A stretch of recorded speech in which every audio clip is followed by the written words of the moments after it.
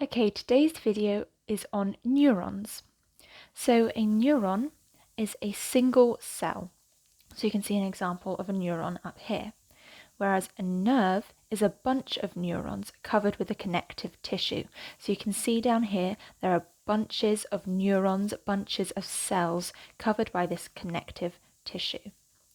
And typically the neurons found in a nerve come in pairs, and this is to allow back and forth communication because an electrical impulse can only travel in one direction down a neuron, so you'll need pairs of them to travel back and forth. So now we're going to look at the structure of a neuron. So first there is the cell body, so you can see that that is this section here. And the cell body contains all of the usual organelles. So this is the nucleus, the mitochondria, the ribosomes. But it contains large amounts of the rough endoplasmic reticulum. So this is the layers of membranes connected to the nucleus. So it's an extension of the nucleus and the nuclear envelope. And it has many ribosomes on it to allow it to manufacture proteins and neurotransmitters. So it has large amounts of rough endoplasmic reticulum, so it can manufacture loads of proteins and neurotransmitters. And this is important because these neurotransmitters are the chemicals required for nerve communication. And then we have the dendrons and the dendrites. So a dendron they are direct extensions of the cell body. So that would be these sections here. They're direct extensions off of the cell body. And then the dendrites are smaller branched fibers off of the dendrons. So these are these fibers here.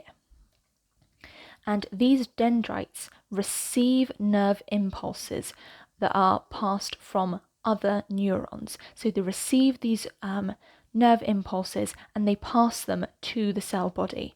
They pass them through the dendrons to the cell body. And then we have the axon. So an axon is a single long fiber.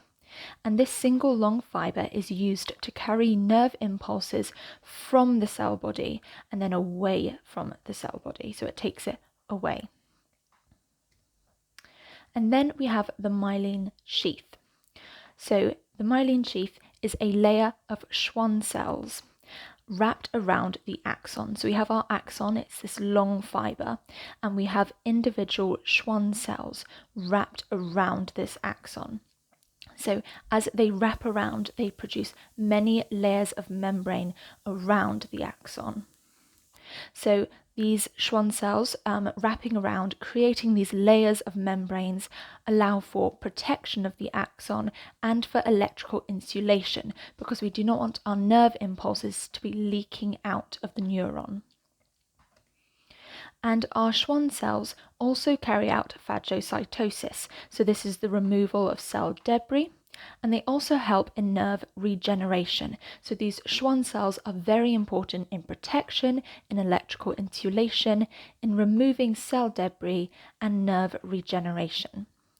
And these Schwann cells are rich in the lipid myelin, so this is why it's called the myelin sheath.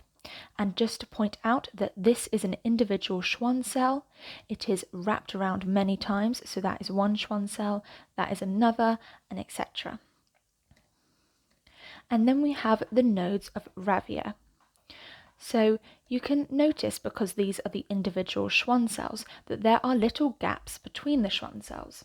And it's these gaps between the Schwann cells that are called the nodes of Ravier. So this is where there is no myelin sheath, and these are for very short distances, however they are there. And then we have the axon terminals. And so these axon terminals are at the end of our axon, our long fiber. And these axon terminals transmit neurotransmitters of one neuron to the dendrites of a target neuron. So the nerve impulse travels down the axon, it triggers neurotransmitters to be secreted, and these can travel from the axon terminals of one neuron to the dendrites of another to pass on this electrical impulse. So now we're going to have a look at some other definitions.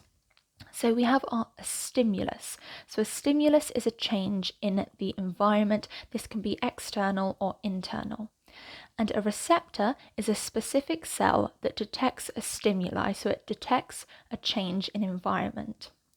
And an effector is a muscle or gland that carries out the response to a stimulus. So like a muscle, like moving away from a hot object. So it's a muscle or gland that carries out a response to the change in environment.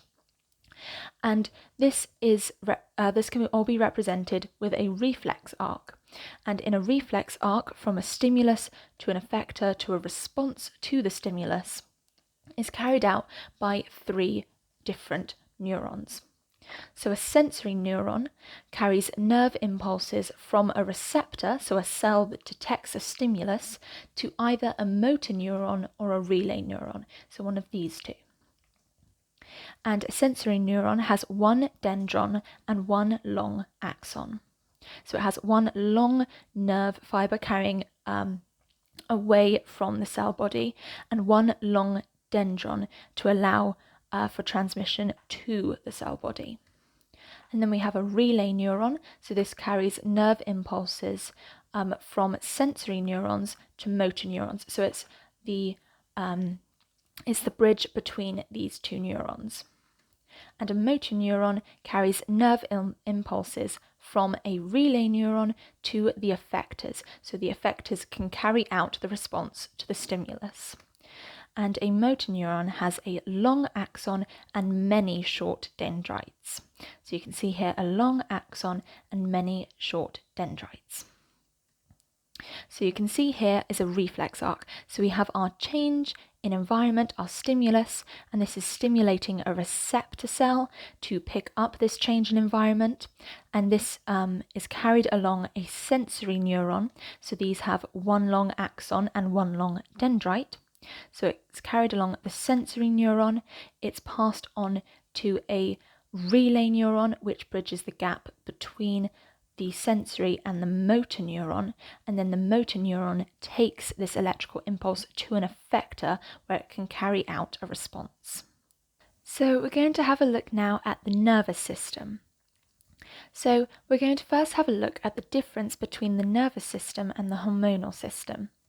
So both of these systems are within the body to allow for communication and coordination between cells, because each individual cell in our body is specialized for a specific function, and when it specializes for this specific function, it usually loses the ability to perform other functions. And so this coordination and communication between the cells allows us as organisms to overcome this. So these systems are very important with communication and coordination. So here are the differences between the nervous system and the hormonal system. So with transmission, the nervous system has nerves that pass electrical impulses along the length of the axon, and so this allows for the transmission of signals. Whereas in the hormonal system, we have chemicals travelling through the blood plasma to target cells. And these target cells have specific cell surface receptors so they can respond to the chemicals in the blood plasma. And the chemicals used in the nervous system are neurotransmitters, and these allow for the electrical impulse to be passed along from one nerve to the next, and the hormonal system uses hormones. So the effect of the nervous system are usually rapid, so they're fast. They are usually short-lived, so they wear off quickly, and they are localized. Whereas in the hormonal system, the effects are usually slow because it takes a while for the chemicals in the blood plasma to travel to the target cells. They are usually long-lasting effects and usually widespread because if it travels through the blood plasma, it can get to anywhere in the body where the target cells are. And the permanency of the nervous system and hormonal system effects. So the nervous system, the effects are usually reversible, whereas with the hormonal system, the effects are irreversible. So for example, puberty. This is a hormonal change and we can't reverse the effects of puberty after it's happened. So now looking at some key definitions of the nervous system. So the nervous system is made up of two separate parts. First is the central nervous system, or the CNS. So this is made up of the brain and the spinal cord, as you can see here.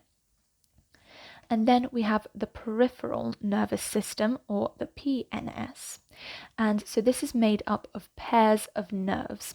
And these pairs of nerves are for one side of the body each. And these originate from the brain or the spinal cord.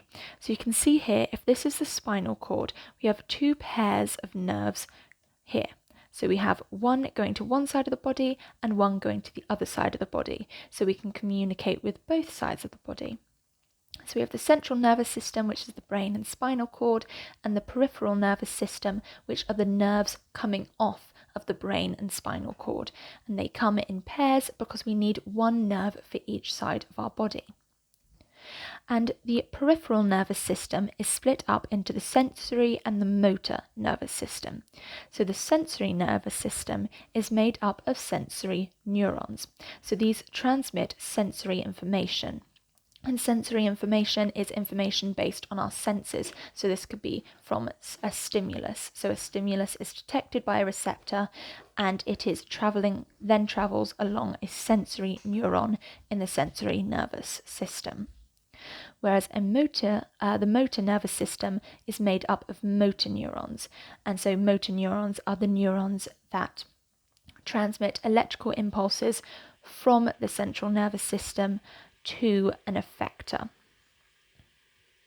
And this motor nervous system is made also up of two separate parts. So first is the voluntary nervous system. So this is carrying impulses to muscles under conscious control. For example, if we want to walk, we will have a conscious control over that. We will make ourselves walk. So this is where the impulses are carried to our muscles. And we make ourselves walk. We are consciously deciding to walk. And then there is the autonomic nervous system. So this carries impulses to glands, to smooth muscle, or cardiac muscle for unconscious control. So this is like the beating of our heart. We don't consciously decide to make our heart contract or relax. This is carried out by the autonomic nervous system.